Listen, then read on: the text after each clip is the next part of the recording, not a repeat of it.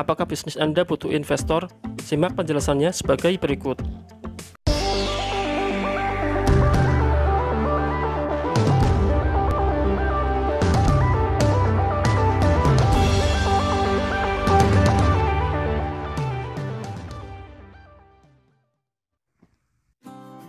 Assalamualaikum sahabat bisnis, selamat datang kembali di channel ini.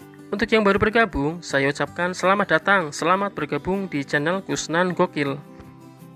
Dalam membangun dan mengembangkan bisnis, dibutuhkan keseriusan dari mulai tahap perencanaan sampai dengan pendanaan. Hal seperti ini hampir dialami oleh setiap pebisnis baru atau startup. Dan wajar saja jika di awal membangun bisnis mengeluarkan modal yang tidak sedikit, sehingga modal pribadi tidak bisa menutupi biaya-biaya yang telah ditentukan. Disinilah peran investor sangat Anda butuhkan, dengan harapan mereka bisa menyuntikkan dana sesuai dengan kebutuhan, dan nantinya hasilnya bisa dibagi bersama sesuai dengan kesepakatan.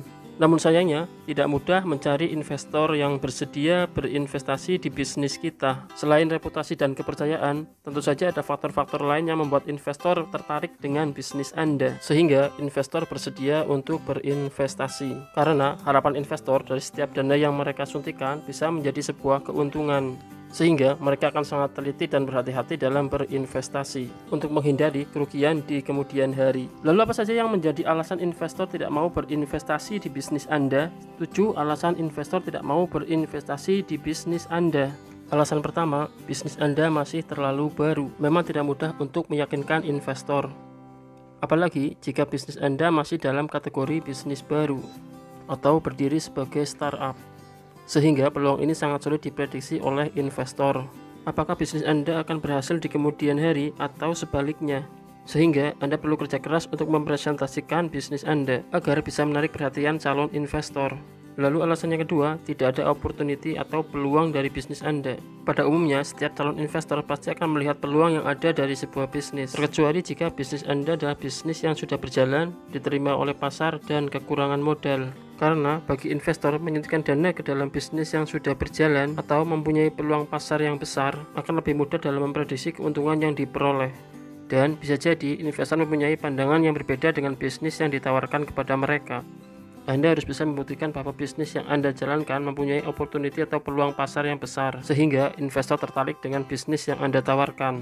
Lalu faktor yang ketiga, latar belakang dan pengalaman Anda. Sebelum calon investor menyuntikkan dananya ke bisnis Anda, mereka akan menggali informasi secara teliti dan menginvestigasi terkait latar belakang Anda, mulai dari pengalaman, pendidikan, keahlian, serta usaha apa yang sudah pernah dijalankan, dan juga informasi terkait dengan background Anda, sehingga investor bisa menarik kesimpulan bahwa Anda memiliki pengalaman atau dianggap tidak memiliki pengalaman berdasarkan penilaian dari mereka, sehingga akan menjadi pertimbangan mereka dalam berinvestasi. Jika pengalaman dan pengetahuan Anda sesuai dengan harapan mereka, besar kemungkinan mereka akan tertarik dengan bisnis Anda, dan begitupun sebaliknya. Jika pengetahuan dan pengalaman Anda tidak sesuai dengan harapan mereka, maka calon investor akan enggan untuk berinvestasi di bisnis Anda.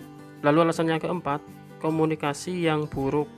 Komunikasi adalah sarana yang sangat penting untuk menjalin kerjasama atau saat Anda mempresentasikan sebuah bisnis. Mungkin banyak sekali faktor-faktor yang menjadi penghambat dalam sebuah komunikasi, seperti perbedaan bahasa ataupun gaya bahasa, sehingga seringkali terjadi komunikasi yang tidak nyambung, baik saat Anda sedang mempresentasikan bisnis Anda ataupun pada saat berdiskusi, sehingga bisa mengakibatkan gagal komunikasi, sehingga akan dianggap buruk oleh calon investor.